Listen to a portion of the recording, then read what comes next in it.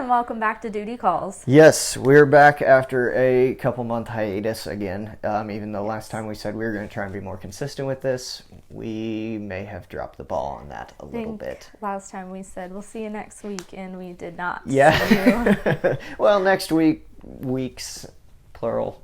Yeah. Well, we are working on it. We kind of have a plan in place that, or at least a schedule more so than we did before. We are making an effort to be more consistent with this. So hopefully everyone watches it. So yeah, we miss doing it. It's a lot of fun for us, and hopefully it's fun to watch. Yes. But what are we talking about today? Let's just get into it. Today we're talking about septic system restorations. Today. So. Yes. Yeah. More in depth, how to fix a failing drain field that doesn't necessarily mean just a full replacement field. And this is something that gets me really excited. For several years, really, I kind of looked into what options, what solutions, what tools were out there to be able to maybe go in and fix a drain field that was failing without just having to go in and replace it. And during those years, typically, if we ran into situations where we had surfacing, ponding sewage in the yard over the field, or it wasn't taking any of the water from the tank or from the house and it was causing backups, generally we just kind of went in and we put in additional or entirely new lateral lines or a drain field. And so we did that for several years, and then I know we've talked about this prior with Sledgehammer, but kind of wanted to get a little bit more in depth of what restoration looks like, kind of what our process is, how it all works, and when it kind of works and when it sometimes replacement's just a better option. So we kind of look at when and where and what situations there are, and also just to kind of hopefully bring some attention and awareness to the fact that you don't always have to get it completely replaced, right? Because I know, people could have surfacing effluent, ponding sewage in the yard, but it's maybe tucked back in a corner, place that we don't go very often. And so, otherwise we flush fine, so everything's okay. And, I'm afraid that maybe some of those people think that we just have to get a whole new system put in, which, it can be expensive, but that may not always be the case. And so can kind of go a little bit more in detail as to what all that entails. Yeah, absolutely. Cool. So you got this? Absolutely, I have this. No, I did want to point out here recently, we've been talking about Sledgehammer a lot. Yeah. Everywhere on Doodie Calls, we had a few videos. It's on Facebook, Instagram. Yeah. It's really We are great, not paid sponsors, I promise you that. We pay them instead. It really is. What they're doing is phenomenal. But the point of what I was trying to get to is they do have a video that they posted, again here recently, that kind of explains a little more in depth of how it works and what it does. And that animated video in the tank. Yeah, the animated video. So I'll try to include that at least as a link below. Okay. If anybody's curious, I know it's short. It's only like a minute long, so you don't have to listen to us for. Yeah, I know we kind of touched on it a little bit of what it is and how it works, but they created this video to kind of help explain it a little better. And in their words. So if you are interested in that, I just wanted to throw that out there. Yes, awesome. Good point. Yeah. So you got the rest of it though. You're just gonna take it away. Yeah. Okay, so I will take it away here, and I will start by just quickly I don't want to say recapping, but quickly going over a few signs that your drain field may be having problems. And first and foremost is if you're having backups in your septic tank where, toilets are gurgling or overflowing, things like that. And when we arrive and we open the lid and we see that the water level is higher than the outlet baffle, that would be a sign that for whatever reason, water is either not getting to the individual lateral lines or it's not being absorbed by the soil. It takes a little bit more investigation to figure out exactly what is causing that, what's going on. But that would be, obviously a very big sign. Another big sign would be if you have ponding sewage. So wastewater, once it goes through the septic tank, then it goes out to your lateral lines, your absorption field. And when it gets there, it either goes through a layer of gravel in a gravel and pipe trench or something similar, maybe a chamber, and it enters into the soil. And in the soil, gets absorbed, it gets treated.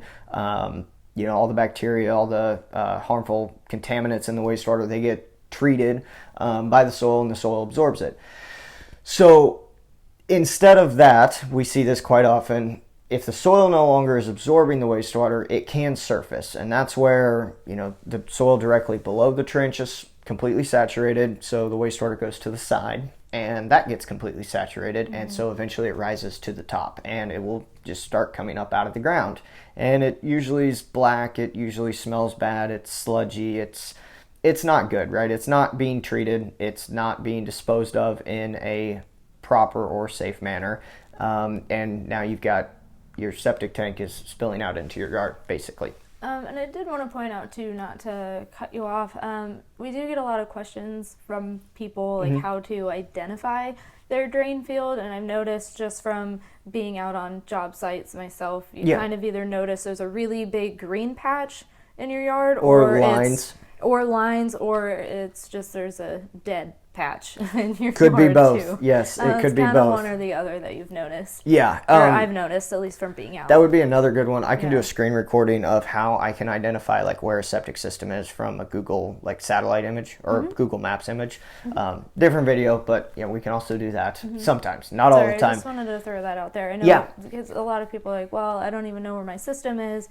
How am I supposed to know where my drain field is? And I've noticed just from filming that those are two really good rules of thumb. Yeah, let's remember that, because that's a really good one to talk about. Because, sometimes I can find a septic system from an aerial image. I can type in an address for somebody that's got a septic system but maybe doesn't know where it is. Sometimes I can get a pretty good idea of where certain parts or maybe all of the system is located from a Google Maps image, the satellite image. And I guess when I say patch, you mentioned lines. You'll see down the length of the lateral line. Green or generally speaking, down the length. So it'll be a pretty large space. Yes. Yep. But anyway, so kind of to go back here, so those are kind of the main two big concerns. Those are noticeable, visible problems. If toilet's not flushing, you probably notice that. If you've got a bunch of sewage coming up in your yard, you're probably noticing that as well. Some of the hidden, I'm going to call them problems, because they are definitely problems, and they have the potential to cause ponding sewage or backups, is just having a lot of sludge build up in the lines, in the trenches. That's organic material typically, and it's accumulated solids from the septic tank that are getting out to your field, and over time they'll build up in the pipes and in the gravel and in the soil, and eventually they will stop, the soil will stop absorbing, or the sludge will become so thick that water can't get through it. And it's no different really at that point than just just a clog. Water can't get through it, but once it's there, there's really no way to get it out, shy of doing some jetting or excavation work, unless we can restore it. And so to kind of go into that and what all that entails, we have a multitude of options typically when we're looking at restoration systems or systems that are candidates for it. I'll kind of go through maybe a few of the qualifications real quick. The things we look for. So we'll service the system, we'll identify, if there's an issue or a potential issue, and then we'll do an evaluation shortly after that. And so during the evaluation, we're looking whether some parts need to be replaced or repaired, if we need to add a new field or add a portion of the field, or if it's a candidate for restoration with Sledgehammer. And so one of the first things we check for is the system size and age. So we try and get any records available for permitting, for diagrams. We want to know what you have, when it was installed, and how much of what you have. The tank's easy generally because we can gauge what size tank it is, whether we have a permit or not. But the field, especially if there aren't those perfectly green strips over each line, it can be hard to know exactly where the field is, where the lines are, how long they are, how wide they are, how deep they are, etc. And so the first thing we're going to look for is to get a copy of the permit diagram, any records on the system that we can get. And assuming we get that, we then compare the loading rate on the diagram or on the permit to the system that's on the diagram to the house size. And so we want to make sure that the system is sized according to how much water is being put in it. So we look at the house size, how many people are living there, and if available, if we're on rural water, then we'll get water usage data and just kind of compare all that data together. Now, let's say we have a system that is 500 square feet, has a 0.5 loading rate, which means every square foot of lateral lines, every square foot of drain field will take a half a gallon of water. And the household, we have 3 people living there, and we're using 300 gallons per day. Well, we are undersized for the amount of wastewater to the field. So at a 0.5, which means we have 500 square feet, each square foot will take a half a gallon a day. So we're at 250 gallons, but we're using 300, right? So that's going to cause problems sooner rather than later. Typically, in those cases, we see surfacing, but we do also see backups. It just kind of depends on the soils and how the whole system's laid out. But in that case, we could look at restoration, but we're probably going to have to add a lateral line or 2 or, some portion of the field to bring that system up to the right size. Where on the contrary, if we have a system that has, we'll say 1,000 square feet and we're only using 500 gallons a day and we still have that 0.5 and the system sized accordingly, but we're still having those issues, what we're going to look at is how can we restore the field. So what's causing the issues? Is it biomass sludge in the lines? Is it tree roots? Is the system installed and was it designed and installed appropriately? We get in, we look at all those components, and we'll determine, whether or not we can just restore it or if we do need to do a full replacement. Once we get into the restoration, after we've kind of diagnosed everything and discuss what options are available and what the best route for correction is, what the solutions are. What we'll do is we can go in and we'll pump out the tank, but we'll install a sledgehammer system inside your existing tank. So assuming your tank is sized and everything's good with it, which typically it is. So we'll go in and we'll put a sledgehammer in the tank, we'll run an air line to it, we'll put our air compressor up at the house, tie it into existing electrical if it's available. If not, we'll run new electrical. But from the house to the septic tank, everything is underground. You don't have to see anything. We're not having to run electrical out to the tank typically. I mean, we can, but it's a lot easier to bury a little 1/2-inch PVC air line to the tank. Keep the air pump up by the house where it's protected and out of the way. We usually can kind of tuck it in behind some landscaping. You don't really ever see it. You don't hear it. It's there, but you don't know it's there. It's a set it and forget it kind of thing. But anyway, so we'll run the airline to the sledgehammer in the tank, and then we'll add the bacteria with the sledgehammer, and it's their proprietary blend of bacteria. And what happens inside the tank is we take all the wastewater from the house, right? So everything from your toilets, your showers, your laundry machine, your dishwasher, etc. We're going to take all that wastewater, and inside the tank, instead of it just being a static, still, anaerobic environment, we're introducing oxygen and we're introducing the right kinds of bacteria to create a very clean, very clear, rich nutrient effluent. And that effluent, so instead of black sludgy wastewater going out to your field, clogging up your pipes and your soil, we're putting really almost drinking water, clear water to the drain field. I'd just say it's clear water. I wouldn't drink it, but it does look like it's drinkable sometimes. And I mean, this is just right out of your septic tank. It is truly amazing what it's capable of doing. Yeah, I mean, it's truly amazing. But anyway, so that good, rich, nutrient-rich effluent is going out to the field. And so what happened to all the sludge in the septic tank, right? Where'd it go? Well, the bacteria actually ate it and digested it. It didn't just make it smaller, it truly digests it. And that's really, to shout out Sledgehammer one more time, that's really what their product does that we don't see from any other product on the market. It's tested, it's been certified by multiple different, industry leading organizations. It's been tested very thoroughly, multiple places across the nation. And it does what they say it does, which is digest the solids in the wastewater. And so you end up with really clean, clear effluent. And that bacteria is still alive in that effluent, right? So it already ate all the sludge in the septic tank, right? So there goes your need for pumping your septic tank every couple years too. But it already ate all that sludge, so you're sending that water out to the field. And when it gets out there, if there's sludge in the soil, it starts eating that as well. And what happens in the soil, and we can go forever into this, but what happens in the soil is, so you're carrying sludge out to the field, right? So you have your septic tank, your pipe, and then your drain field. And you carry the sludge, it goes through the pipe. Some of it's going to stay in your pipe between the tank and the field, but then some of it's going to get to the field, right? And it's going to get to the soil, and then all that sludge is just going to kind of start building up. And it forms this kind of thin layer, what we call biomat. And it's really greasy, it's slimy, but it doesn't let water go through it, right? So it's sludge, but it's kind of greasy, slimy.